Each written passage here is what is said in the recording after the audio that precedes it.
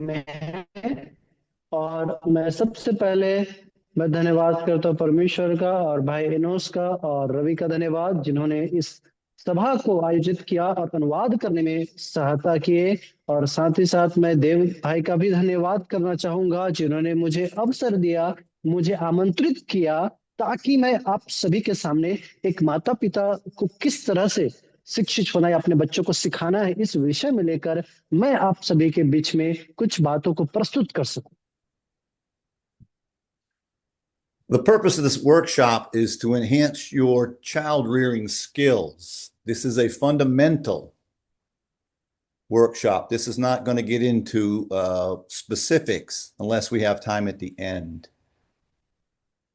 और आज जो हम सीखने वाले हैं वो बुनियादी तौर तरीके के बारे में कि किस तरह से पालन पोषण किया जाना चाहिए।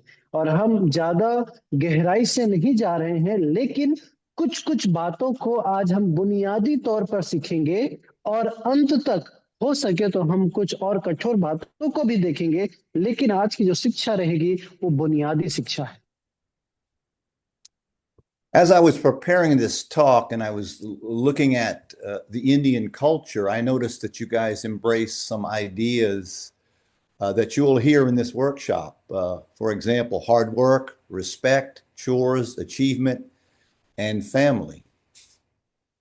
और मेरे प्रियो, जब मैं इस विषय को तैयार कर रहा था, उस समय मेरे मन में विचार आया और मैंने भारत के बारे में कई सारे चीजों को मैंने खोजा। और मैंने जाना कि इस क्रियाकलाप में आप सभी जो है कितने ही उत्साहित है, कितने कठिन परिश्रम करते हैं, मेहनत करते हैं, अपने आप को लगा देते हैं, अपना पूरा प्रतिशत देते हैं, सारी चीजों को मिलाकर आप किस प्रकार से आगे बढ़ते हैं। I also noticed that you are starting to embrace what we in America have been using for the last 60 plus years, gentle parenting. और ये भी मैंने देखा पाया कि आप लोग उन चीजों को भी गले लगाते हैं जो अमेरिका में पिछले साल से कुछ समय से होता आ रहा है, कि जो एकदम स्वाभाविक समानताओं को आप पूरी तरीके से स्वीकार लेते हैं और एक साधारण तरीके से पालन पोषण को करते हैं बच्चों के लिए। Stay away from it.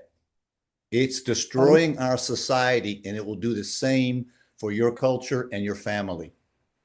और मैं कहूंगा कि आप उससे थोड़ा दूर हो जाइए, क्योंकि ये जो चीजें हैं हमारे सभ्यता को, हमारे तौर तरीके को, सारे चीजों को विनाश कर देती है।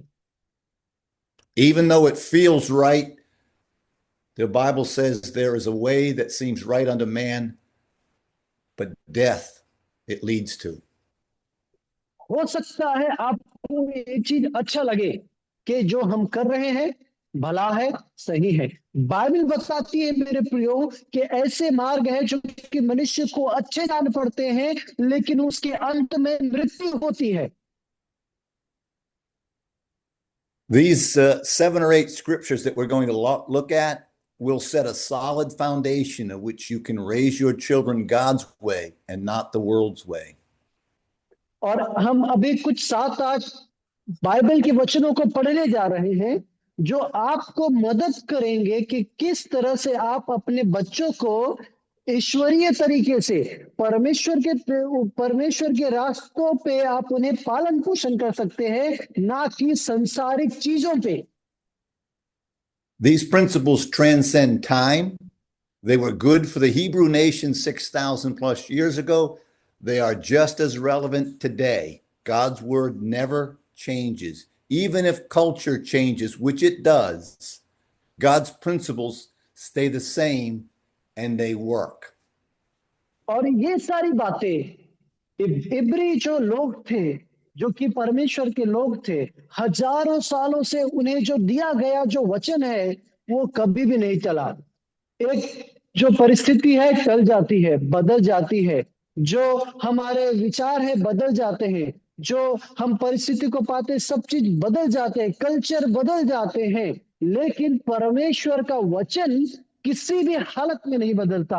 हजारों साल बीत गए लेकिन परमेश्वर का वचन फिर भी नहीं बदला। Okay, let's get started. The first foundational principle is और Genesis. आइए हम शुरू करेंगे बुनियादी तौर तरीके के बारे में। और पहला जो बुनियादी शिक्षा है वो उत्पत्ति की पुस्तक से है। Can I see the first slide, Enos? Genesis 2:20-25. Robbie, if you want to read that to them, I won't waste time and read it in English. Why don't you read it in the native language, and then I'll talk about it.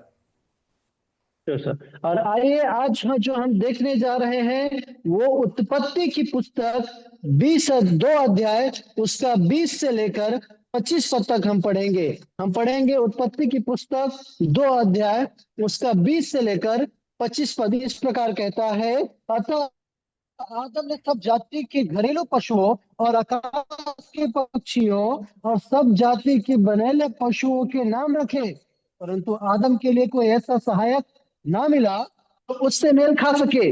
तब यहोवा परमेश्वर ने आदम को भारी नींद में डाल दिया, और जब वह सो गया तब उसने उसकी एक पसली निकालकर उसकी जगह मांस भर दिया, और यहोवा परमेश्वर ने उस फसली को जो उसने आदम में से निकाली थी स्त्री बना दिया और उसको आदम के पास ले आया। तब आदम ने कहा, अब यह मेरी हड्डियों की हड्डी और मेरे मांस में का मांस है, इसलिए इसका नाम नारी होगा, क्योंकि यह नर में से निकाली गई है। इसलिए इस कारण पुरुष अपने माता पिता को छोड़कर अपनी पत्नी से मिला रहेगा और वे एक ही तन बने रहेंगे। आदम और उसकी पत्नी दोनों नंगे थे पर लजाते न थे। The important idea here is that the two become one flesh. There's no space between them. When they marry, they become one. और No मेरे gap. प्रियो, One. इस जगह में ये वचन जो हमने देखा वहां की पहली शिक्षा ये है कि दो लोग वो एक हो गए, अलग अलग नहीं। याद रखिएगा, वे दोनों एक हो गए दोनों। That one means they agree on how they're going to raise their family. They have to have the same value system. That doesn't mean they agree on everything, but the core issues they agree on, like disciplining of the children, discipling the children, how they're going to when they have a disagreement, that they do not disagree in front of the children, but they wait till the children are in bed and then they talk about it, so that there's that constant unity. और मेरे प्रियो, ये जो एक वे हुए वो किस प्रकार से हुए इसको ध्यान से सुनिएगा। उनके जो विचार हैं कि किस तरह से बच्चों को हमें परवरिश देना है और किस प्रकार बच्चों का पालन पोषण करना है, उन्हें शिक्षा देना है, उन्हें आज्ञाकारी बनाना है। भले ही हर चीज में दोनों एक सहमत ना हो, लेकिन अपने बच्चों की परवरिश के लिए वे दोनों पति और पत्नी एक मन होते, और यदि उनमें कुछ बहस भी होता तो बच्चे के सामने नहीं झगड़ते, वे अपने कमरे में जाते, अपने कमरे में दोनों आपस में भले ही झगड़ते कि किस तरह से वे बच्चों का पालन पोषण करेंगे, और यह है उनका एक मन होना। What happens is we take the marriage vows to love each other and to be one. And then when children come along, we start to spread apart. And the children come in between us. और क्या होता है मेरे प्रियो, जब हम विवाह करते हैं और विवाह का वचन का जब प्रण लेते हैं, हम एक होने का प्रण लेते हैं, लेकिन जब बच्चा आ जाता है, एक बच्चा आ जाने के बाद वो हम क्या हो जाते हैं, दूर हो जाते हैं, एक दूसरे से अलग हो जाते हैं। फिर When that happens, the unity becomes broken and the children start to use and divide the parents because that unity is not there. So after the age of 3, it should be husband and wife first, then the children. अब मेरे प्रियो याद रखिए, जब इन परिस्थिति के बाद, जब बच्चा पैदा होने के बाद, जब अलगाव आ जाता है एक दूसरे के प्रति, उस समय जब बच्चा 3 साल का हो जाता है, तो पति और पत्नी के विचार एक होने चाहिए, क्योंकि जब वे जो एकता है टूटने लगती है, टूटने के बाद, उस एकता टूटने के बाद जो बच्चे हैं, बच्चे पे बुरा असर भी पड़ता है और इस चीज का फायदा भी उठाया जाता है, और फिर वो जो एकता टूट गई है बिखर भी जाता है।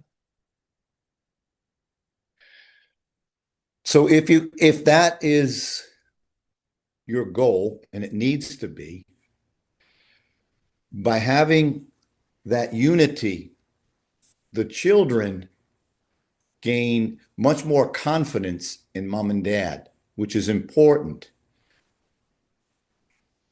और मेरे प्रियो, यदि माता पिता पति पत्नी के बीच में जो एकता मजबूती से बना है, उस मजबूती के कारण यदि आप चाहते हैं कि वो एकता बरकरार रहे और बढ़े, आपके बाल बच्चे उस एकता के कारण और मजबूत बनेंगे, उस एकता को देखकर वे और बलवंत बनेंगे। See, what that does is it sets a tone for the children. Mom and dad are in control. I can start to understand the world because they got it all under control. If और that's not happening, the children are confused because of this gentle parenting that's starting to make its way into your culture.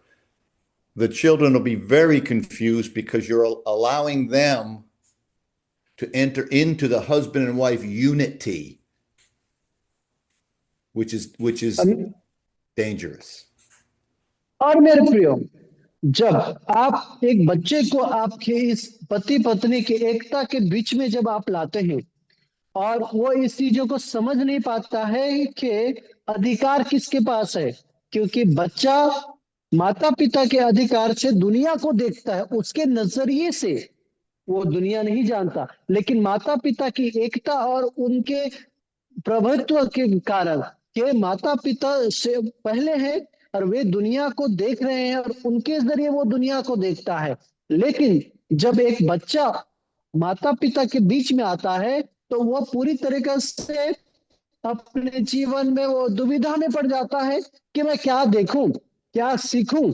तो इसीलिए काफी जरूरी है कि जो माता पिता है, वो उनके ऊपर अधिकार है कि बच्चे उनके नजरिए से संसार को देखें और सीखें। What I'd like you to do to see where you stand on this issue, I would like you to, if you have a piece of paper and a pencil handy, I'd like you to make a cross on the piece of paper. On the left side top of the cross, in the last week, how much time was I mother and father? On the other side, I want you to put husband and wife. In the last week, what percentage was I husband and wife? Make it add up to 100% for last week. और मैं आपको ये बात कहना चाहूंगा, यदि आपके हाथ में एक कलम है या कागज है, आप एक क्रॉस बनाइए, उसके दाहिने तरफ पे ये लिखिए माता पिता, और बाईं तरफ में पति पत्नी लिखिए, और इसमें इस प्रतिशत को जोड़िए कि माता पिता होने के नाते आपने अपना कितना प्रतिशत दिया, और पति पत्नी होने के नाते आपने पिछले सप्ताह में कितना प्रतिशत दिया। कम हो तो आपको अपना प्रतिशत को पूरा 100% करना है कि आप कितना मेहनत कर रहे हैं। Now, if you have children, if you have babies aged birth to 2 or 3 years old, then you need to be helicoptering mom. But if they are over 3 years old, that percentage there, you should be spending more time as husband and wife than you are as mommy and daddy. और यदि आपका बच्चा पैदा होकर 3 साल के बीच में है, तो आपको उनको देखभाल करनी है, उनके चारों तरफ आपको दृष्टि रखनी है कि वो क्या कर रहे हैं। और जब वो 3 साल से बड़े हो जा रहे हैं, आपको पति पत्नी का रिश्ता को मजबूत करना है, ताकि बच्चा भी पले बढ़े, पति पत्नी का रिश्ता भी कायम रहे। So there's the first principle for a solid family. Husband and wife united. When children are over 3 years old, husband and wife are like this. The children should not come in between them. और एक मजबूत परिवार के लिए एक नियम है मेरे प्रियो, कि जब एक बच्चा 3 साल से हो जाता है ऊपर, तो पति पत्नी वो एक होना चाहिए, उनका एकता मजबूत रहनी चाहिए, पति और पत्नी की, उनके बीच में कुछ वो नहीं होना चाहिए। Next principle. What are the roles of husband and wife? God has given us specific roles to play in life. And Ephesians chapter 5, verse 23 to 25 defines the expectations that God has for husband and wife. अब मेरे प्रियो, मैं जो कहना चाहता हूं दूसरी बिंदु में उस चीजों के बारे में कि परमेश्वर ने एक पति पत्नी के रूप में हमें क्या भूमिका दी है और उस भूमिका को हम कैसे निभा रहे हैं। इफिसियों की पत्री 5 अध्याय 23 पद से लेकर 25 पद इन बातों को कहता है कि एक पति पत्नी के रूप में हमारी भूमिका क्या है। Would you read Ephesians 5, 23 to 25, please, Robbie? आइए हम पढ़े। क्योंकि पति पत्नी का सिर है, जैसे कि मसीह कलीसिया का सिर है, और स्वयं ही देह का उद्धार करता है। पर जैसे कलीसिया मसीह के अधीन है, वैसे ही पत्नियां भी हर बात में अपने अपने पति के अधीन रहे। हे पतियों, अपनी अपनी पत्नी से प्रेम रखो, जैसा मसीह ने भी कलीसिया से प्रेम करके अपने आप को उसके लिए दे दिया। आमीन। So as we see here, women are to respect and be subjected to their husbands. तो हम पाते हैं स्त्रियों को सीखना है, अधीन में होना है। Men are to love their wives as Christ loved the church. और पतियों को अपने पत्नियों से प्रेम रखना है, जैसे मसीह ने कलीसिया से प्रेम किया। And what did he do for the church? He died for the church, but before he died, he prepared the church to be able to go out into life and interact. That's what the husband's job is, to prepare the family. Excuse me. Prepare the family. Take care of his wife by teaching them the ways of the world, by understanding God's word. He is to be the spiritual head of the family, and he is to love his wife as Christ loved the church. और पतियों को क्या करना है मेरे प्रियो? हमने देखा पतियों को प्रेम करना है, जैसे मसीह ने किया। और मसीह ने कलीसिया से कैसे प्रेम किया? उसने अपने आप को कुर्बान कर दिया। लेकिन याद रखिए, मसीह ने कलीसिया के लिए कुर्बानी देने से पहले कलीसिया को तैयार किया, उसे मजबूत किया, ताकि वे आगे बढ़कर एक जीवित कलीसिया बन सके।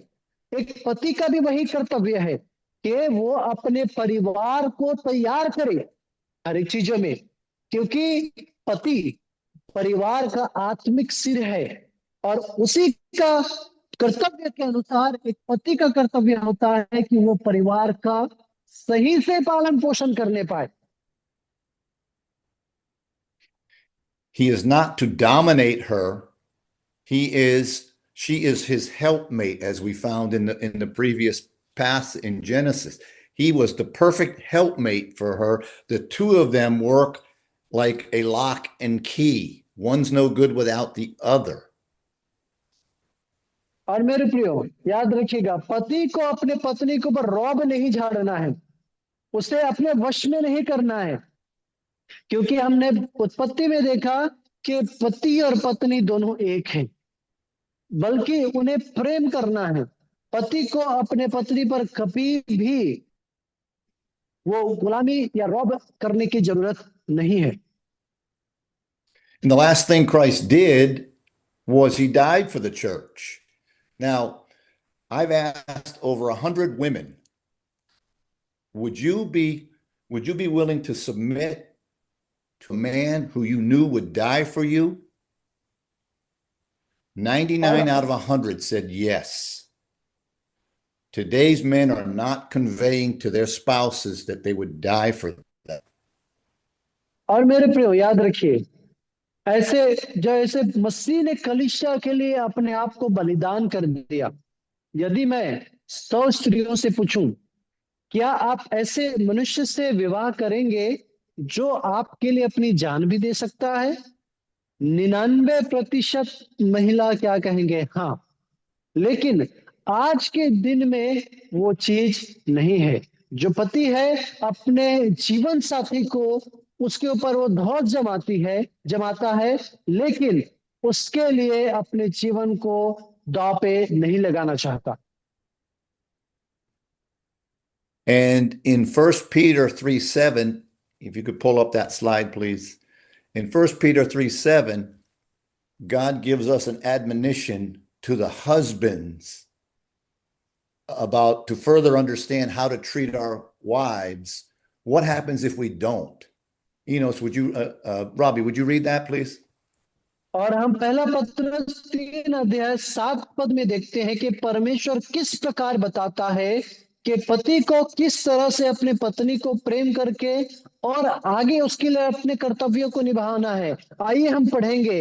वैसे ही है पतियों, तुम भी बुद्धिमानी से पत्नियों के साथ जीवन निर्वाह करो और स्त्री को निर्बल पात्र जानकर उसका आदर करो, यह समझकर कि हम दोनों जीवन के वरदान के वारिस हैं, जिससे तुम्हारी प्रार्थनाएं रुक न जाए।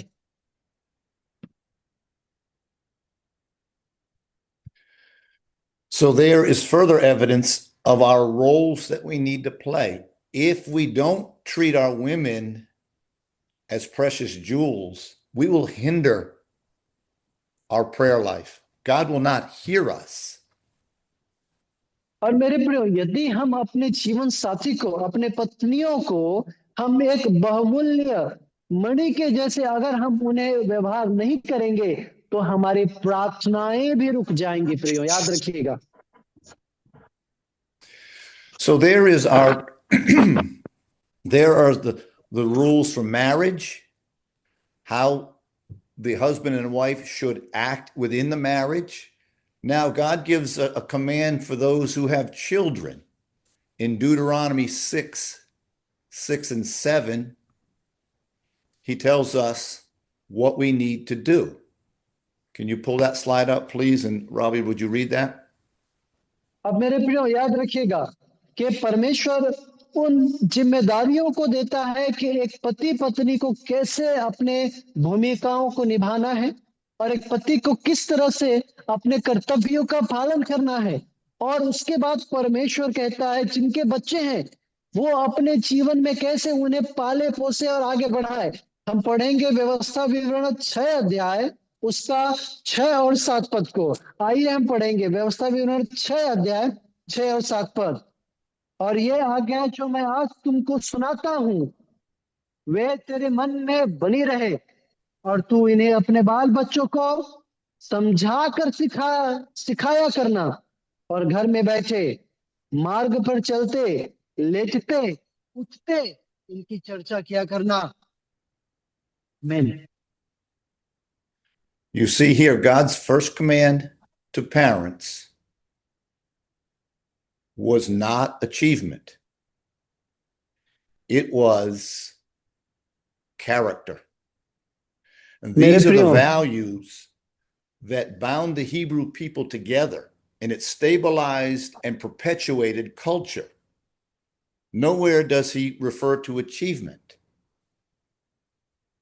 मेरे प्रियो याद रखिए, परमेश्वर ने जब माता पिता को पहली आज्ञा दी, उन्होंने उन्हें सफलताओं को नहीं कहा, उपलब्धियों को नहीं कहा, उन्होंने कहा उनका चरित्र। याद रखिएगा उनका चरित्र, कि वो किस प्रकार से अपने चरित्र के द्वारा अपने बाल बच्चों का पालन पोषण करें। ये थी परमेश्वर की पहली आज्ञा। उसने उन्हें उपलब्धियों के बारे में नहीं कहा, उसने उन्हें सफलताओं के बारे में नहीं कहा, उनको चरित्र के बारे में कहा। So you see, your job as a parent is not to help your child get straight A's, because statistically, only 20% of students are capable of getting straight A's. So 80% of the parents are pushing their kids and themselves and putting themselves under tremendous stress अब मेरे प्रियो, because go on, sir. oh, go ahead. मेरे प्रियो, अब कई सारे ऐसे बच्चे हैं जो आप माता पिता को अपने बच्चे को अपने ग्रेड में ए लाने के लिए मदद करने की जरूरत नहीं है, क्योंकि ऐसे 20% बच्चे हैं जो कि अपने अंक सूची में पहला उत्तीर्ण लाते हैं, लेकिन 80% ऐसे बच्चे हैं जिन्हें अपने माता पिता के जरिए उन्हें विवश किया जाता है कि ऐसा करो, क्योंकि उससे करने से वो अपने जीवन में भयानक, याद रखिएगा, भयानक अपने जीवन में बोझ को लाते हैं। So your job number one is to develop character in your children. Let's मेरे go to Proverbs 22:6. If you could read that. और मेरे प्रियो, पहली बात जो हम सीखते हैं वो ये है कि आप अपना चरित्र को बनाइए, आप अपने बच्चे का चरित्र को बनाइए। जब हम पढ़ते हैं नीति वचन 22 अध्याय 6 पद में, आइए हम पढ़े, लड़के को उसी मार्ग की शिक्षा दे जिसमें उसको चलना चाहिए, और वह बुढ़ापे में भी उससे ना हटेगा। आमीन। So your job is to train up a child in the way he should go. And when he's old, he will not depart. So what I'd like you to do is on that piece of paper, down below the crosses, I want you to write down, what do you want your child to be when he's in his 20s? मेरे प्रियो, What do you want him to look like? What do you want him to have? अब मैं आपको ये बात मैं कहना चाहूंगा, आप बच्चे को, लड़के को उस शिक्षा को दीजिए जिस शिक्षा को अपने बुढ़ापे तक ना भूले। मैं चाहूंगा आप वो जो पेन और पेपर रखे हैं उसमें जो क्रॉस बनाए नीचे में आप लिखिए, आप क्या चाहते हैं कि 20 साल की उम्र में आपका बच्चा क्या बने, आपकी क्या अपेक्षा है कि 20 साल में आपका बच्चा क्या बनना चाहिए।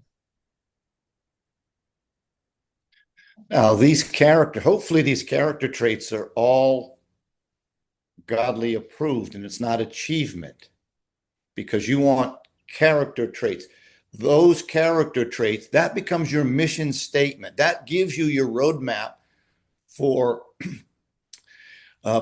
for rearing your child. Anything that goes against those character issues that you've listed, there's your decision. It's not good. I don't need to do it. The child doesn't need to do it. So that becomes your roadmap, because most parents today don't really have a plan other than achievement. They're trying to get their kids to, at least in America, and I know in the Indian culture, from what I read, that there's a similarity there, where this achievement is the number one goal in the family. मेरे प्रियो, अब मैं आपको जो कहना चाह रहा हूं ये है कि आप अपने बच्चे का चरित्र को बनाइए, क्योंकि ऐसा होता है कि हम अपने बच्चों को जो चरित्र में अगर जाते हैं, एक हम नक्शे की तरह होता है, हम रोड पे जा रहे हैं, आपका चरित्र आपका नक्शा है कि आप किस तरह से अपने बच्चे को परवरिश देना चाहते हैं। आप उनकी उपलब्धियों के ऊपर ध्यान मत दीजिए ज्यादा, आप उनके चरित्र के ऊपर ध्यान दीजिए। जब आपको लगे कि आपके बेटे को, आपका बच्चे को जो चरित्र है, आपका बेटा बेटी का चरित्र ऐसा होना चाहिए, और उसके बीच में यदि कोई ऐसी बाधाएं आती है जो उसके चरित्र को बिगाड़ रही है, आप इन बातों को याद रखें, ये इसको नहीं लेना है, मेरा बच्चे को इस चीजों में नहीं फंसना है, आप उसको अलग कर दीजिए, ताकि आप जो चरित्र को उनके तैयार कर रहे हैं उसके अनुसार वो आगे बढ़ सके। क्योंकि मेरे प्रियो, भारत और अमेरिका में मैंने जो पढ़ा, मैं कई सारी समानताओं को देखता हूं इन सारी बातों में। इसीलिए केवल उनके उपलब्धियों पे भी जोर मत दीजिए, उनके चरित्र पर भी ध्यान दीजिए। Now, what I'd like you to do another cross underneath your note. Do another cross. And on the left side, percentage of time I spent develop my child's character. And on the other side, percentage of time that I spent on achievement, whether it's sporting event, whatever it is that doesn't deal with character. And in the last week, put down the percentages, making them add up to 100 and see where you stand on that. मेरे प्रियो, मैं आपको अब क्या कहना करने के लिए बोल रहा हूं। कलम और पेपर लीजिए, फिर एक क्रॉस बनाइए और नीचे में एक तरफ लिखिए कि आपने बच्चे का चरित्र पे कितना प्रतिशत काम किया। दूसरे जगह पे नीचे में आप लिखे कि बच्चे की उपलब्धियों में आपने कितना प्रतिशत योगदान दिया। आप पिछले सप्ताह से अब तक आपके बच्चे का चरित्र पे और उसकी उपलब्धियों पे कितना आपने योगदान दिया है, उस प्रतिशत को आप आंकिए, देखिए। Hopefully that's helping you a little bit. And these are good for single moms and single dads also. These principles apply whether you're married or for some reason you're a single parent, you still can use these principles. मैं आशा करता हूं कि ये जो बातें हैं आपके लिए लाभदायक हो रही होगी, और जो मैं सिखा रहा हूं वो बातें उन मम्मियों के लिए जो केवल है, जिनके पति नहीं है, उन भाइयों के लिए जिनकी पत्नियां नहीं है, और उनके लिए भी है जिनके जो पति पत्नी दोनों हैं, और उनके लिए भी है जो कुंवारे हैं, जो शादीशुदा नहीं है। अर्थात ये बातें सभी के लिए लागू होती है। Now, why is all that important? Well, if we go to the next slide, we'll see why developing character is so critical. Proverbs 22:15. अब मेरे If you प्रियो, could हम read that. कहेंगे, यदि हम कहेंगे कि ये चीज उनके चरित्र पर जोर देना क्यों जरूरी है, क्यों आवश्यकता है इसकी बात को, क्योंकि ये काफी कठिन चीज होता है, सच में कठिन चीज होता है। नीति वचन 22 अध्याय 15 वचन को देखिएगा। आइए हम पढ़ते हैं।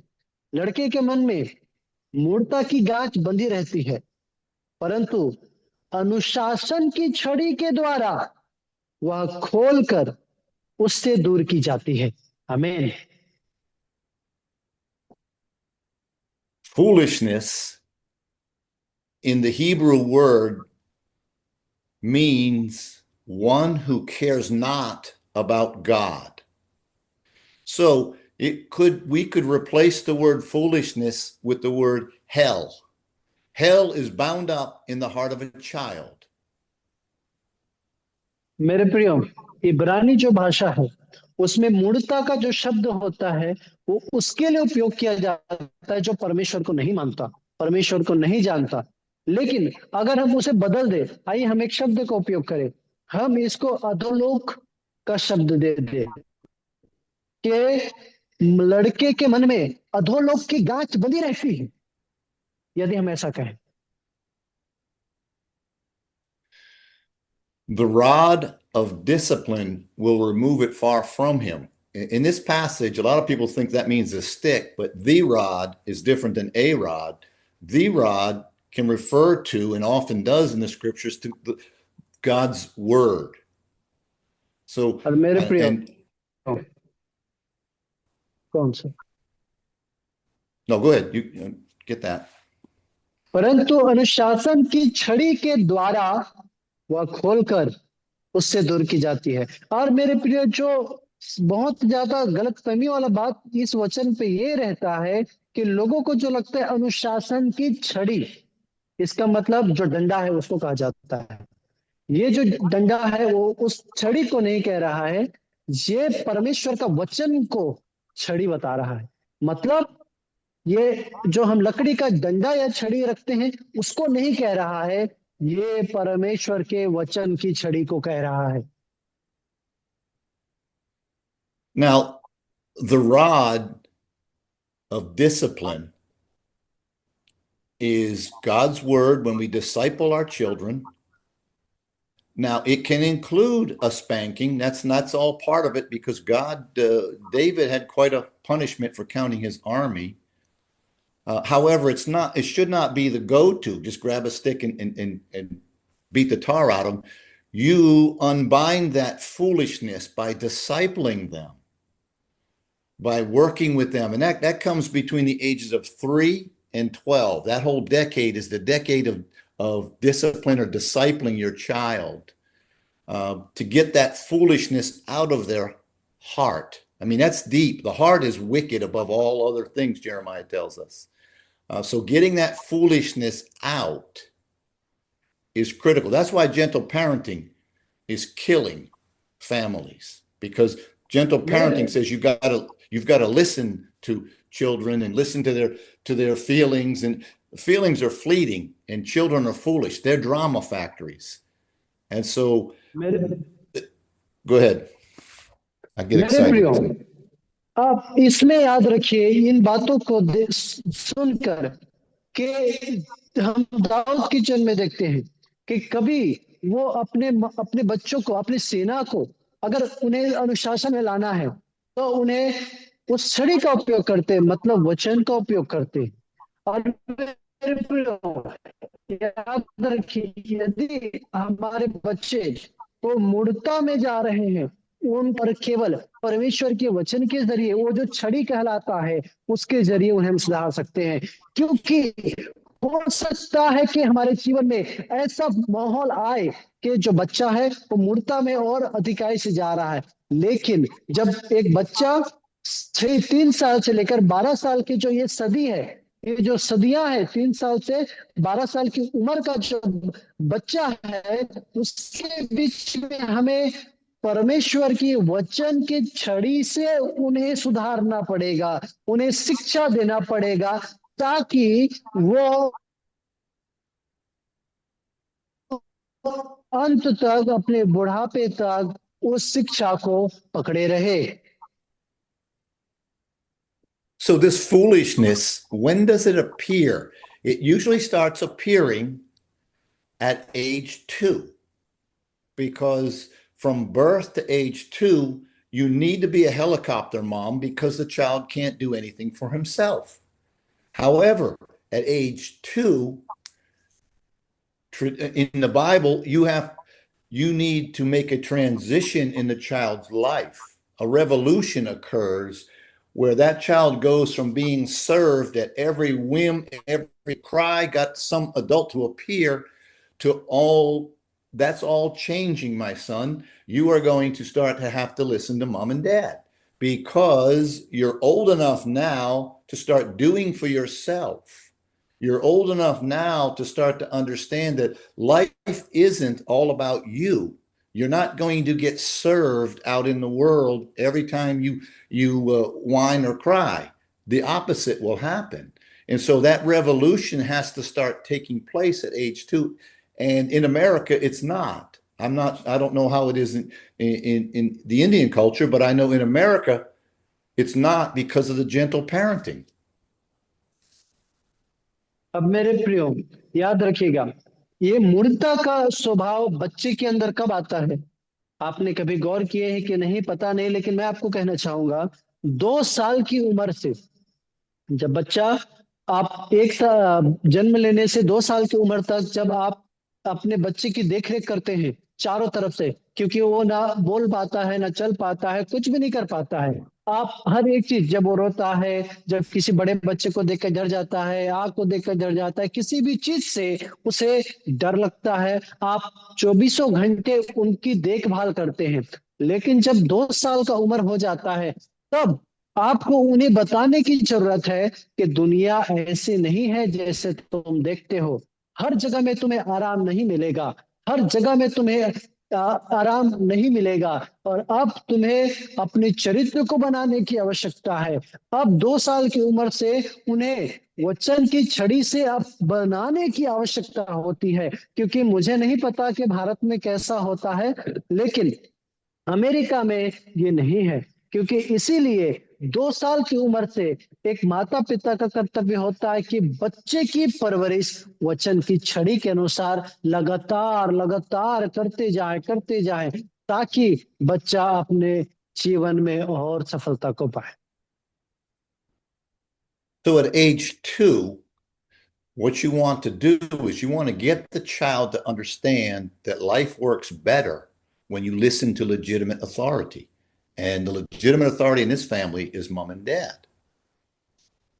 मेरे प्रियो, के 2 साल की उम्र में आप बच्चे को बताइए कि जो अधिकार है, जिसके अधीन में रह के चलना है, वो किस प्रकार से काम करता है। याद रखिएगा, यिर्मयाह कहता है कि मन सबसे अधिक धोखा देने वाला है।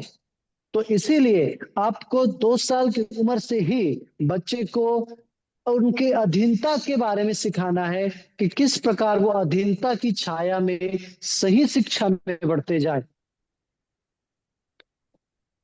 So character, once you have the child's attention at age 2, it takes about a year, from age 2 to 3. Once you have their attention, now you can unbind the foolishness that's in their heart. अब But if that doesn't happen and you don't have their attention, you're never going to unbind the foolishness in their heart. अब मेरे प्रिय, याद रखिए, जब बच्चा चरित्र के बारे में, अब जब हम देखते हैं, अब चरित्र के बारे में क्या, कि जब बच्चा 2 से 3 साल का हो जाता है, अगर उनका ध्यान आपकी ओर नहीं है, अगर आप उन्हें उनकी मूर्खता को निकालना शुरू नहीं करेंगे, आपके लिए समस्या हो जाएगा। क्योंकि 2 साल का जो बच्चा है, उसके मन में मूर्खता है। आपको उसके चरित्र को बनाने के लिए उससे चीज बताना पड़ेगा। Write this down in big bold letters. The one thing that is so important is character. Character will produce achievement. Achievement will not give you character. मेरे प्रियो, मैं आपको एक चीज मैं कहना चाहूंगा, बड़े बड़े अक्षरों में लिखिए कि एक चीज जो महत्वपूर्ण है, चरित्र आपको सफलता को, उपलब्धियों को प्रदान करेगी। उपलब्धियां आपको चरित्र प्रदान नहीं करेगी कोई भी परिस्थिति में। याद रखिएगा, फिर से कहूंगा, चरित्र आपको उपलब्धियां प्रदान करेगी, लेकिन उपलब्धियां आपको चरित्र कदापि प्रदान नहीं करेगा। God reinforces that in Ephesians. The next slide, please. Ephesians 6:4.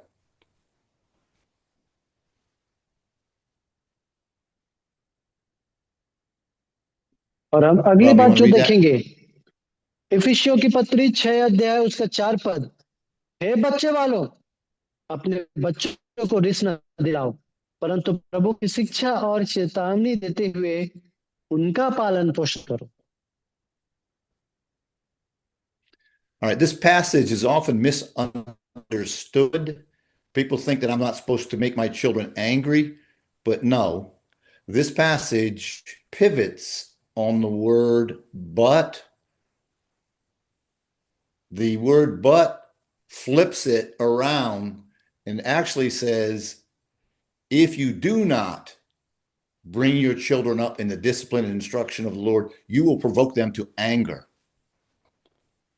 अब मेरे प्रियो, याद रखिए, ये जो वचन आपने पढ़ा होगा, सबसे ज्यादा गलत फहमी वाला वचन है। क्योंकि लोग इसको अलग समझते हैं। क्या समझते हैं कि रिस न दिलाओ मतलब अपने बच्चे को गुस्सा मत दिलाओ। लेकिन जो हम यहाँ पे परंतु का जो शब्द है, याद रखिएगा, जो हम पढ़ते आते हैं, जो परंतु प्रभु की शिक्षा जो ये लिखा है, वो इस तरह से हम उसको बदलते देखते हैं। यदि आप अपने बच्चों को प्रभु की शिक्षा ना देंगे, तो आप उन्हें रिस दिला रहे हैं, तब आप उन्हें गुस्सा दिला रहे हैं। यदि आप उन्हें वचन पे नहीं चला रहे हैं, तब वो गुस्सा करेंगे। I have met 3 young men who have reaffirmed this passage. All 3 of them went out into the world and they were upset because they were not taught properly. They were not taught they were not brought up in the admonition and instruction of the Lord. So they didn't know how the world worked. They thought the world was at their disposal. And when they got out there, because of the way they were raised with a gentle parenting, when they got out there, they realized, I don't even know what to do. They were lost and they were upset. मेरे प्रियो, मैं ऐसे 3 युवाओं से मिला।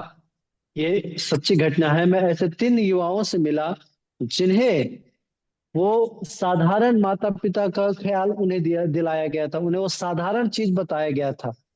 तो जब वे संसार में गए, संसार में जाने से पहले उन्हें वचन का या फिर उन सारी चीजों की गतिविधियों का, हर एक चीजों का कुछ भी अवगत नहीं कराया गया था। और जब वो संसार में गए, वो खो गए। उन्हें पूरा निराशा हो गया कि संसार ऐसा निकला जैसा हमें सोचा, क्योंकि उन्हें सही तरीके से सिखाया नहीं गया था। और जब वे संसार में गए, वे खो गए। क्यों?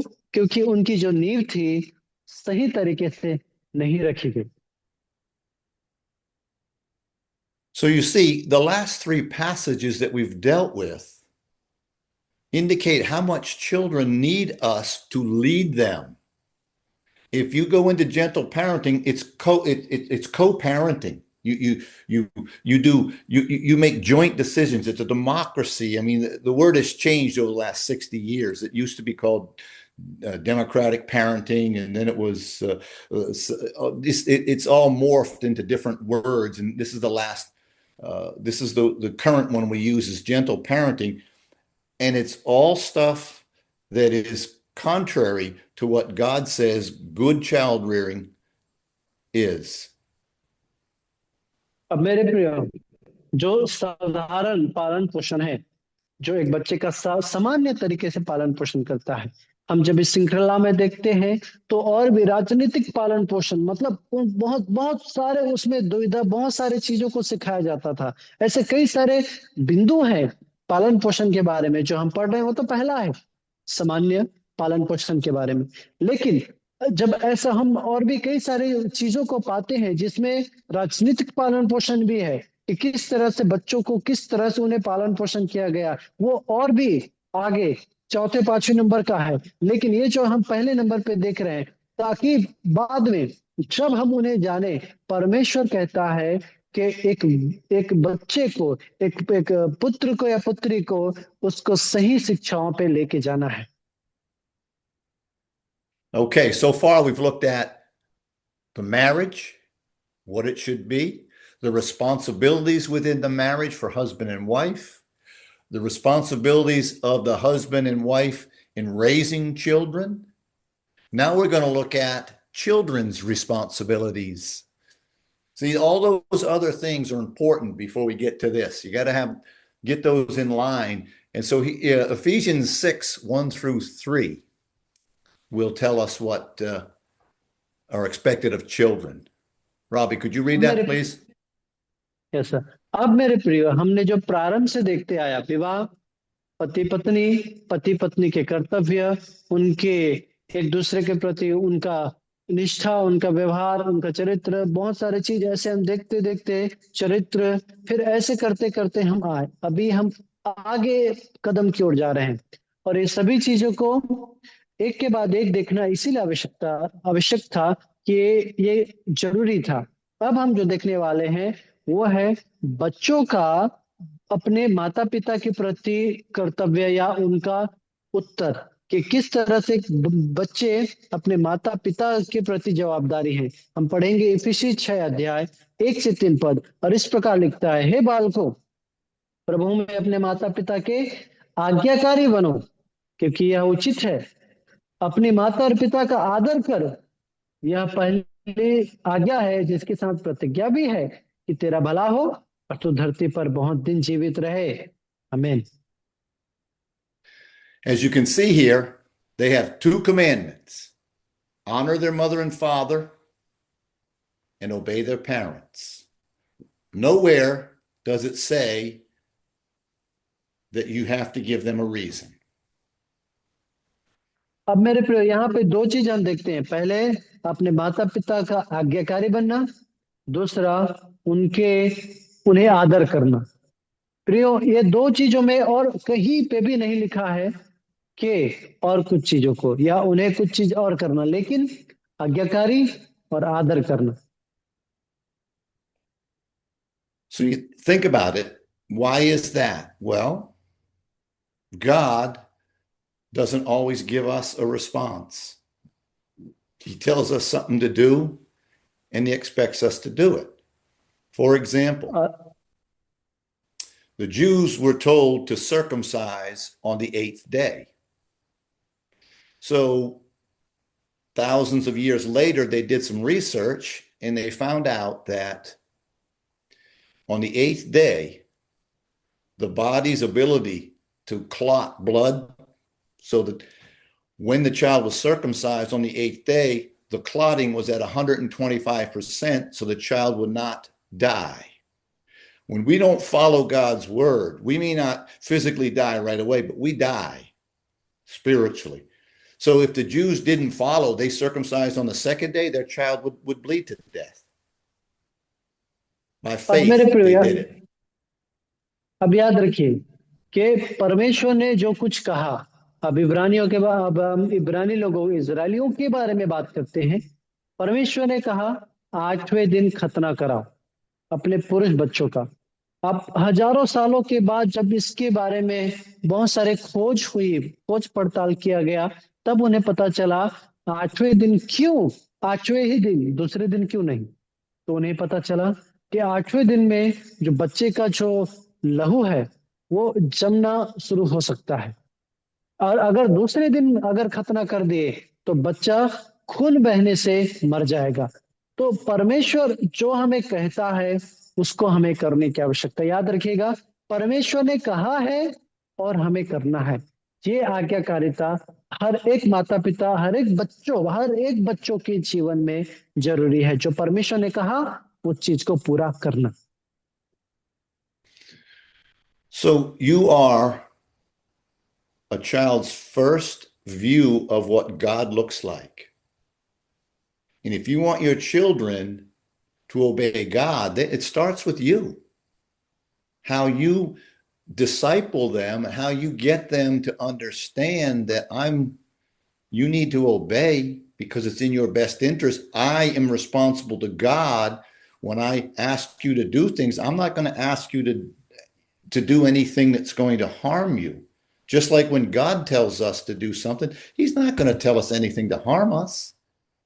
And so if you want your child to be able to transfer that obedience later on in life to God when he's old enough to understand, it starts in the home.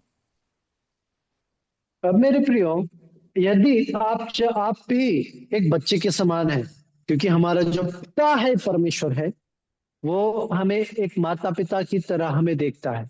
और यदि आप चाहें कि आपका बेटा या बेटी, कोई भी आपका बच्चा सीखे, तो वो सबसे पहले सीखेगा माता पिता से। याद रखिएगा, परमेश्वर के जरिए अगर हम चाहते हैं कि हमारा बेटा, हमारा बेटी, हमारा बाल बच्चे परमेश्वर में बढ़े या सीखे, तो वो शुरुआत कहाँ से होगा? शुरुआत घर से होता है, कि जो वो देखेगा वो चीजों को सीखेगा, ताकि वो जो धार्मिकता है उसके बाद वो आगे बढ़ती जाए। So when your child asks why, your God-given authority is because I said so. तो यदि आपका बेटा पूछता है, बेटी पूछती है क्यों, तो परमेश्वर ने आपको अधिकार दिया है। मैंने बोला मतलब करना है। जैसे परमेश्वर ने कहा हमें करना है, वैसे पिता माता ने बोला मतलब करना है बच्चों को। Time doesn't permit me to go into more detail on these things. I'm sorry, I'm just giving kind of superficial things here. But the next thing, Matthew 5:37 also reiterates this because I said so. If you look at, you want to read that, Robbie? Yes, मुझे क्षमा करिएगा, समय का कमी के कारण मैं और भी गहराई पे नहीं जा पा रहा हूं, लेकिन हम जो बातों को देखेंगे। अब हम अगली बात को जाएंगे। मत्ती की पुस्तक 5 अध्याय 37 पद में इस प्रकार से लिखा है, परंतु तुम्हारी बात हाँ की हाँ या नहीं कि नहीं हो, क्योंकि जो कुछ इससे अधिक होता है वह बुराई से होता है। हमें So you see, short and sweet when we talk with our kids is the best way to lead. Because if you go to the next slide, Proverbs 10:19. Would you read that, Robbie? ये sir, अब देखिए, कम शब्द में सुंदर और सुशील तरीके से बताया गया है इस जगह में कि किस तरह से एक बच्चा, अगर आप उनसे बातें करते हैं, वो बातें कितना जरूरी होता है। ये काफी महत्वपूर्ण है, क्योंकि हम नीति वचन 10 अध्याय उसका 19 पद में देखेंगे। 10 का 19 पद इस प्रकार कहता है, जहां बहुत बातें होती हैं वहां अपराध भी होता है, परंतु जो अपने मुंह को बंद रखता वह बुद्धि से काम करता है। आमीन। So you see, gentle parenting talks about, get involved with conversations so you can understand your children's feelings. And that contradicts the scripture here. Where many words are, transgression is unavoidable, because a young child who's not getting what they want, when you give them many words, they're looking for an excuse to punch a hole in your reasoning. And then you're arguing with a 4, 5, 6, 7, 8-year-old for no reason. अब मेरे प्रियो याद रखिए कि जब आप अपने बच्चों से बातें करते हैं, बातें करना काफी उचित है, काफी अच्छा है, लेकिन अब कुछ चीजों को लेकर आप 4-5 साल का जो बच्चा है, 4-5-6 साल का बच्चा, आप उनसे बहस करते हैं बिना किसी कारण। आप उन्हें, आपको कुछ देना या कहना है, आप उन्हें मना कर देते हैं, लेकिन आप एक शब्द के छोड़कर 100 शब्द उनको कह रहे हैं। आप उन्हें बहाना बना रहे हैं, बता रहे हैं ये वो ऐसा वैसा, ये वो इधर उधर करके, लेकिन आप बिना किसी बात का 5-6 साल के बच्चे के साथ बहस कर रहे हैं। इसका क्या फायदा होगा? So what happens there is if you buy into the gentle parenting about talking to your children because you want to make them good to, what is it? They want them to be able to reason things out, and it's going to make them better this or that. None of it's true, because here in America we've been doing it for 60 years, and kids are more disrespectful, disobedient when they don't get what they want. Privileged, they think they deserve stuff and they've never worked for a thing. So all of that stuff is a lie, first of all, because it contradicts God's word. God's word is simple. And if you follow God's word, you'll have a lot more words left to speak with your spouse. Today's parent in America is exhausted, especially the female at the end of the day. She has no time left for her spouse. And that's not the way it should be. अब मेरे प्रियो याद रखिए कि जो सामान्य पालन पोषण है, उसमें यदि आप सोचेंगे, आप बात करके अपने बच्चों के साथ समय बिताकर आप उन्हें कुछ अच्छा सिखाएंगे या उन्हें जान पाएंगे अच्छा भला बुरा जो भी है। हम अमेरिका में 60 साल से करते आ रहे हैं, लेकिन फिर भी बच्चे घमंडी हो रहे हैं। वे इज्जत नहीं देते, वे बदतमीज हो जाते हैं। तो अगर आप उन्हें ज्यादा समय देते हैं, या फिर ज्यादातर क्या होता है कि फिर जो पत्नी है अपने पार्टनर के लिए, अपने साथी के लिए शाम तक उतना समय निकाल नहीं पाती है, वो उतना कुछ कह नहीं पाती है। तो इसीलिए आप, हो सकता है आप इन सारी चीजों को सोचे कि ये करना वो करना, ऐसा करना वैसा करना, लेकिन अंत में अमेरिका में 60 साल से हम ये सब करते आ रहे हैं, लेकिन इससे भी कोई फायदा नहीं हुआ। So that wraps it up. I'm going to just do a quick review, and I'd like to, if people have questions, I know, like I said, this was a very foundational, without a lot of deep diving into it, and I'm sure I've got some folks that are confused. So let me just review, and then I'll take if anybody has any questions, if that's okay. Will that work? और और मैं आपको एक सरल तरीके से मैं एक आपको रूपरेखा बताऊंगा, और यदि उसके बाद किसी का प्रश्न है तो आप अपने प्रश्नों को पूछ सकते हैं। हमने पूरी गहराई से जाकर आज के विषय में चर्चा नहीं की है, बस सामान्य तरीके से समान पालन पोषण के बारे में हमने चर्चा की है। लेकिन इसके बावजूद आपका भी यदि कोई प्रश्न है, हम आपके प्रश्न को आप पूछ सकते हैं, ये काम करेगा। So let's review. First thing we learned was husband and wife are first. If you have children after 3 years of age, you should be husband and wife first. Children should not be in between you. मेरे प्रियो, जो पहली बात हमने देखा, पति और पत्नी सबसे पहले एक है। यदि आपके बच्चे हो चुके हैं, पैदा होकर 1 साल या 8 साल तक भी हो चुके हैं, पति और पत्नी पहले एक होनी चाहिए, आपके बीच में बच्चे नहीं आने चाहिए।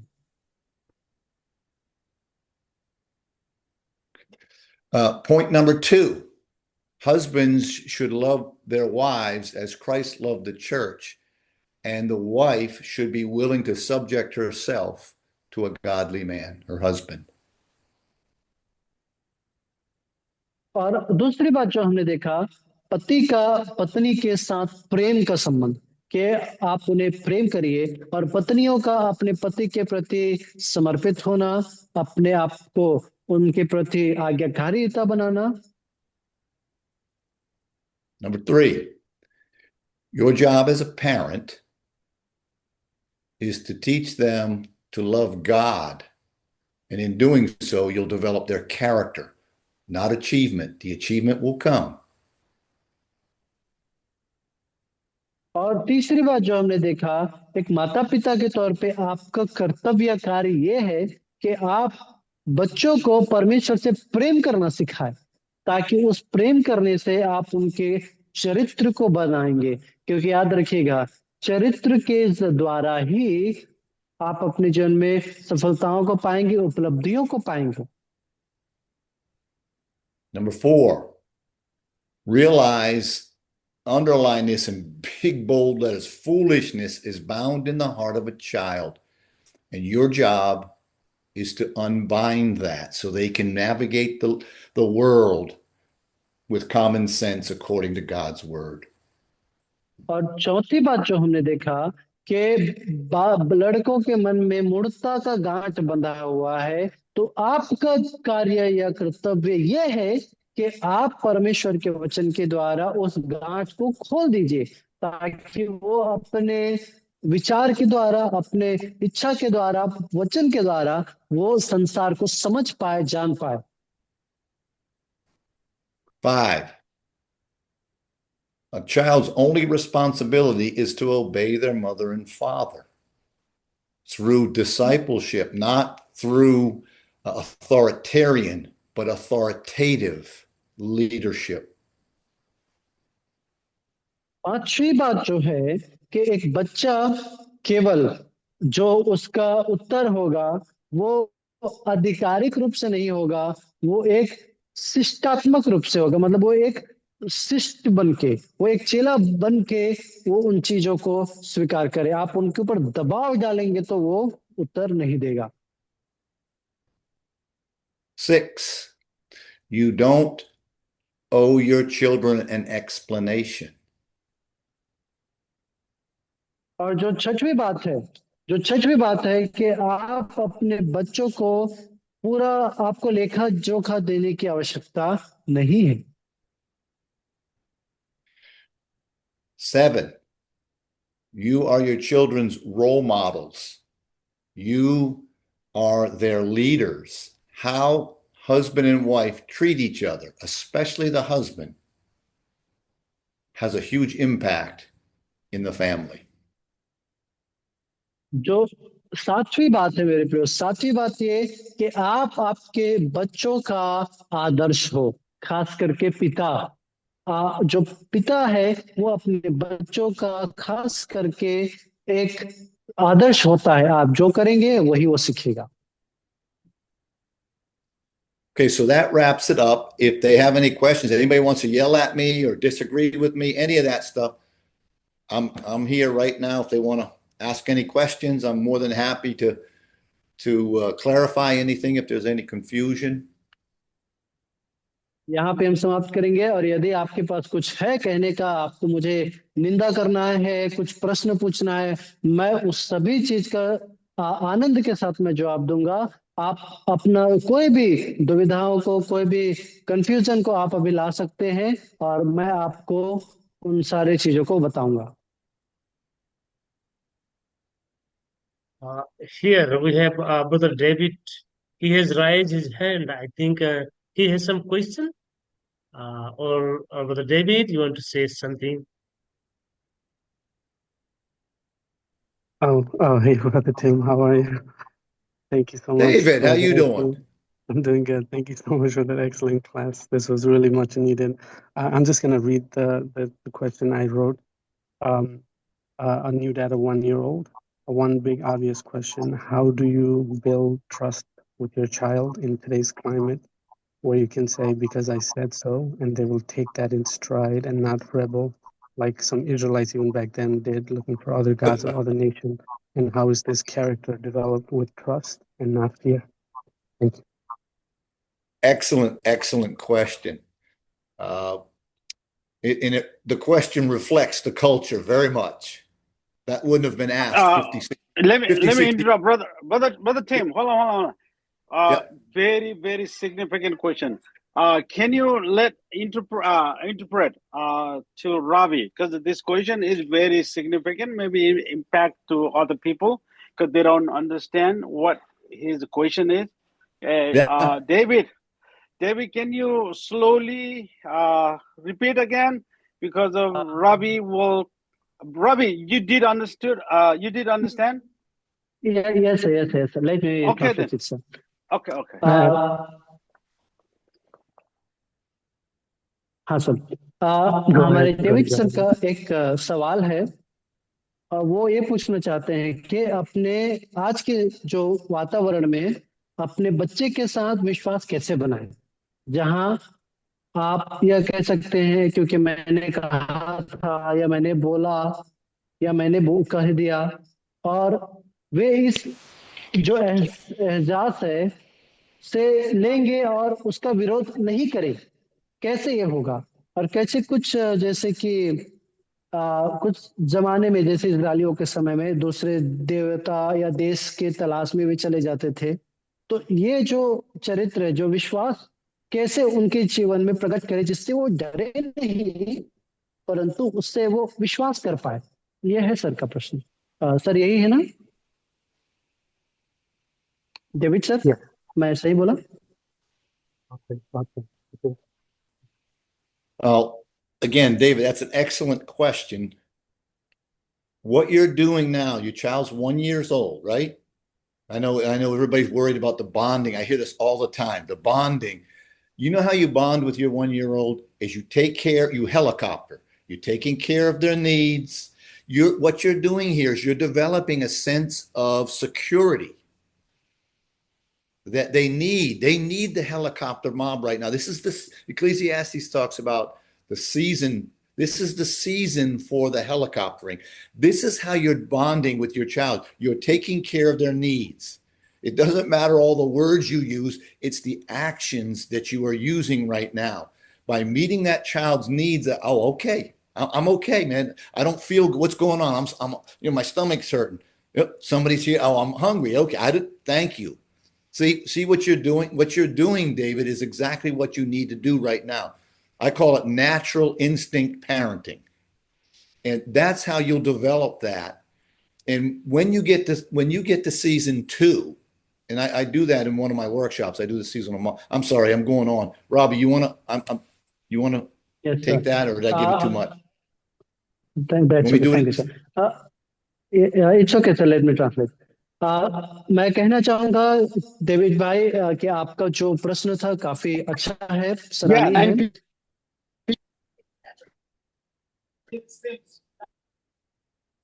यस सर, आपका जो प्रश्न है वो काफी सराहनीय है, अच्छा है, लेकिन मैं आपका जो अभी बच्चा है जो 1 साल का है, तो आपको मैं ये सुझाव जो देना चाहूंगा ये है कि आप जो अभी कर रहे हैं आप वही करिए, क्योंकि अभी आप उनको जितना भी शब्दों में बोलकर कहें ये वो फलाना ढिमका जो भी आप कहें उन्हें समझ नहीं आएगा। अभी आप उनको जो वातावरण में आप उनके जो काम कर रहे हैं, आपके जो कार्य है वो अभी मायने रखते हैं, कि आप उनका जो भी जरूरतों का ख्याल रखते हैं, उनके साथ समय बिताते हैं, खेलते हैं, उन्हें जो चाहिए आप उनके साथ उनके वातावरण में आप घुल मिल जाते हैं। ये जो आप अभी कर रहे हैं यही चीज आपको आगे करते जाना है। कुछ बोल पाएगा ना ही कुछ समझ पाएगा, आप जितना भी उन्हें शब्दों से आप पुकारिए, मुझे भूख लग रहा है, मुझे ये लग रहा है, वो जो भी आप कहिए वो आपको नहीं समझ पाएगा। लेकिन आप जो कर रहे हैं उस एहसास से वो आपके जरिए जुड़ जाएगा, वो आपके जरिए जो जुड़ेगा, जो आपका और आपके बेटे का जो जुड़ना है ना, वो आपके काम जो आज आप कर रहे हैं उनके साथ, क्योंकि 1 साल का बच्चा है, तब वो मजबूत होगा। So you are establishing in that child a sense of security for their worldview. Because, and this is critical. It's a great question. This is critical for the next step. All right. When the child becomes age 2, that's when you start to you create a revolution in their lives. You take them from comfortable to uncomfortable to comfortable again. क्योंकि मेरे प्रिय भाई, मैं बताना चाहूंगा कि सबोपदेशक की पुस्तक भी कहता है समय, कि मतलब अभी जो समय है आपका उन्हें ख्याल रखने का समय है, और उसके बाद जो वो 2 साल का हो जाएगा, जब दूसरा कदम हो जाएगा, तब आप उन्हें ये एहसास दिला रहे हैं दुनिया की नजर में सुरक्षा का। वो आपके जरिए सुरक्षित महसूस कर रहा है, ताकि आपके जरिए वो दुनिया को देख सके, समझ सके। वो आपके जरिए, मतलब आपका जो पालन पोषण है वो उसी प्रकार से होना चाहिए, ताकि आने वाले समय में वो सुरक्षा को और मजबूती से महसूस कर सके। So what do I mean by that? Here's what it looks like. You've done everything for the child, and much needed. Now at age 2, they're able to walk, they're able to start to communicate. So what you're trying to do now is you're trying to get them to listen to you, because that's what God says. Children obey their parents. You have to affect that on them. They're not going to do it naturally, because naturally they want to keep going with season 1. They want to keep, hey man, every time I say something, parents there to give it to me. You know, Santa Claus is still alive and well. And you can't do that.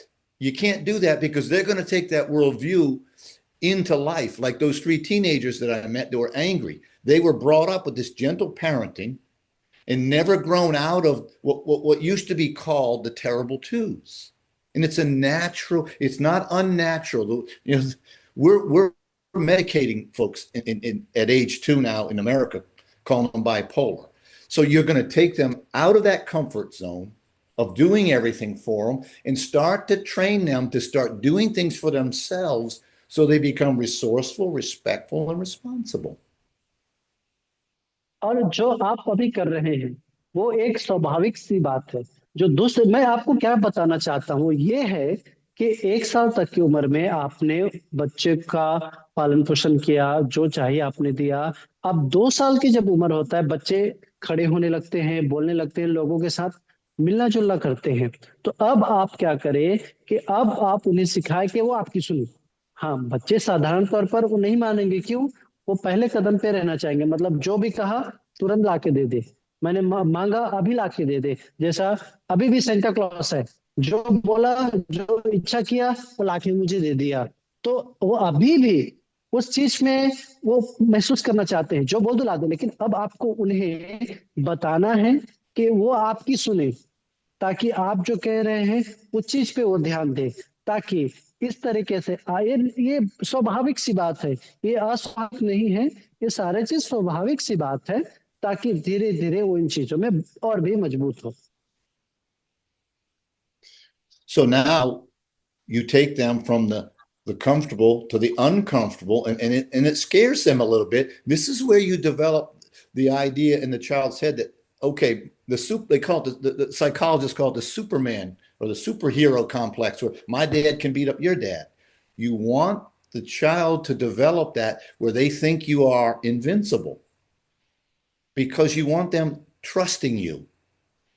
And that's not happening with gentle parents. We're allowing the kids to go through the terrible twos, never growing out of that mindset that I'm a big fish in a little pond. We're not. We're a little fish in a big pond.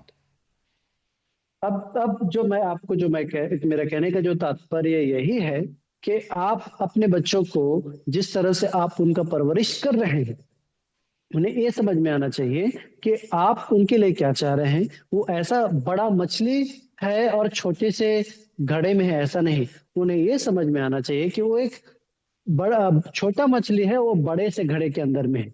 तो ये चीज उन्हें समझ में आना चाहिए। आपका देखभाल, देख रेख, सारे चीजों, आपका स्नेह, आपका उनके प्रति जो भी आपका स्वभाव है, सारे चीजों के प्रति उन्हें फिर अपने जीवन में वो गुस्सा ना आए। आप उन्हें उन सारे चीजों को बनाते हुए आगे बढ़े, ताकि कल के दिन में उनके मन में ये ना आए गुस्से से कि मैं बड़ा मछली हूं लेकिन छोटे से घड़े में रखा है, बल्कि उन्हें ये समझ में आना चाहिए कि वो छोटी सी मछली है लेकिन वो बड़ा घड़ा के अंदर में है। So once you get to that age 2, creating that revolution of uncomfortableness, then you soothe it over with, I'm in control. I got your back.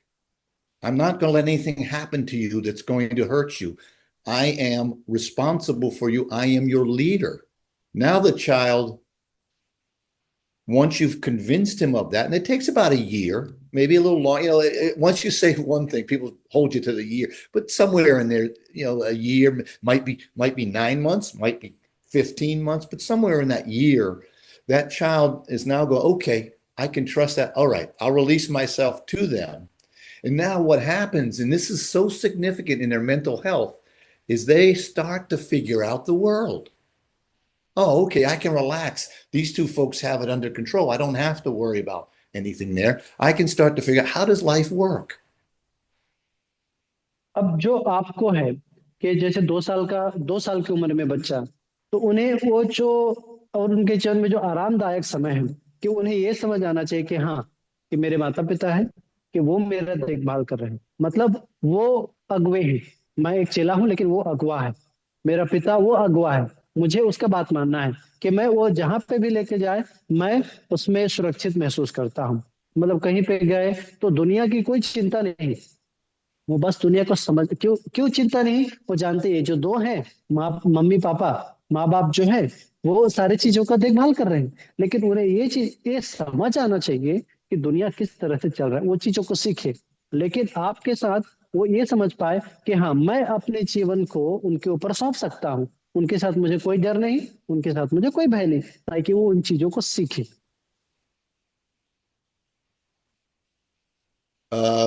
David, is that satisfactory? I mean, I can keep going. I can go for the next hour if you'd like, but is that working for you? Is he still on, or do you go to work or something?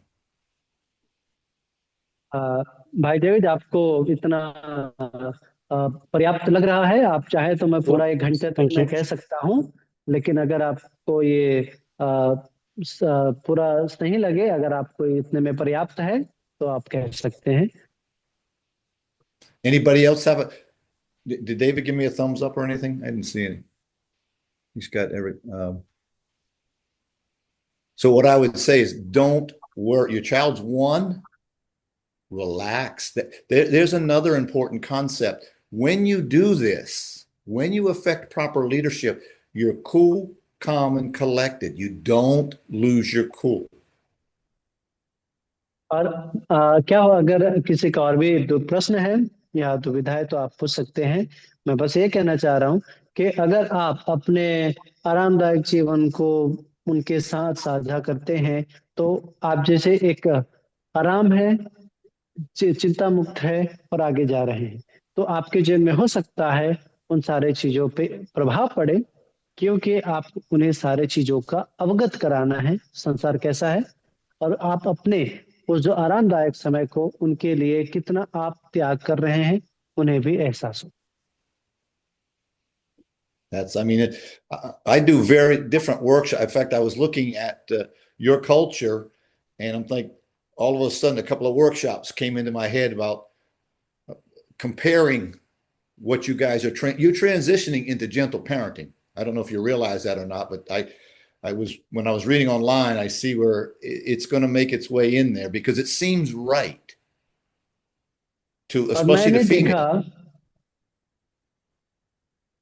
देखा जो मैं पढ़ा आप लोगों के बारे में कि भारत में ज्यादातर क्या होता है, सामान्य पालन पोषण को ज्यादा महत्व दिया जाता है। उन्हें लगता है कि सही है, लेकिन मैंने जैसा देखा भारत के बारे में कि उन्हें वही लगता है कि सामान्य पालन पोषण वो बहुत ही मायने है। Well, if there's no more questions, or if anybody has a question about, if you want me to come back for other workshops, send out what would you like to hear about?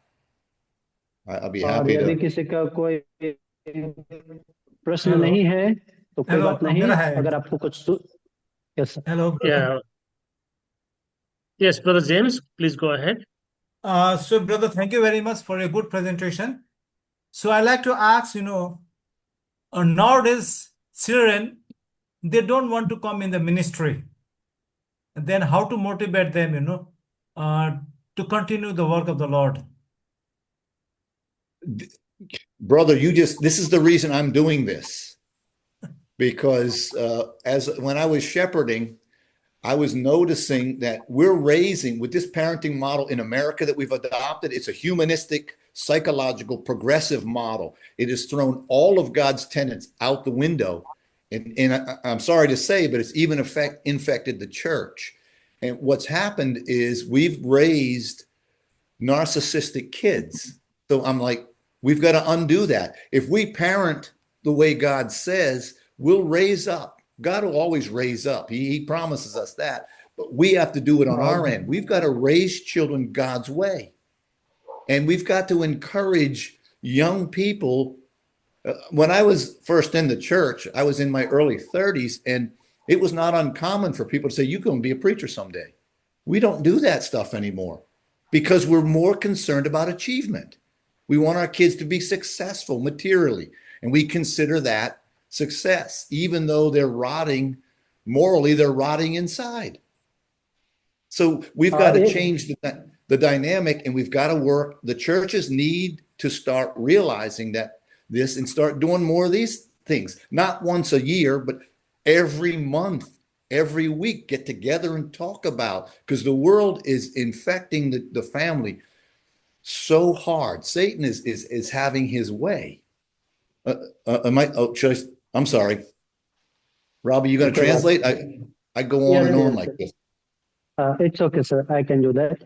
हमारे James sir का एक प्रश्न है, जो हमारे बच्चे हैं यदि वो सेवकाई में आना नहीं चाह रहे हैं तो उन्हें किस तरह से हम सेवकाई में आने के लिए प्रोत्साहित करें। तो सर का कहना है, इसी चीज के लिए मैं ये शिक्षा आपको दे रहा हूं कि हम जो समझते हैं कि हम सारे चीजों को एकदम सामान्य तरीके से हम उसको स्वीकार कर सकते हैं या हम उसको नियंत्रित कर सकते हैं, उसी के लिए है। क्योंकि जब हम उनको पहले से बनाए नहीं होते हैं और बाद में जो हम किए हैं उसको बदलना चाहते हो तो नहीं होता है। तो मेरे प्रियो, कहने की बात यह है कि जब तक हम उनको बचपन से इन सारे चीजों की शिक्षाओं पे मजबूत ना करें, उन्हें बताएं नहीं, उन्हें प्रोत्साहित ना करें, उन्हें आगे ना बढ़ाएं, तब तक हमारे वो बाद में बदल नहीं सकते हैं। लेकिन यह है कि शैतान भी अपना तरीका खोज लेता है कि किस तरह से वो एक व्यक्ति को प्रभु से दूर लेके जाए। तो हमारी जिम्मेदारी ये है कि हम बचपन से ही एक बच्चे को उसी बातों की शिक्षा पे हम आगे बढ़ाते जाएं, जिस शिक्षा पे उसे चलना है और जो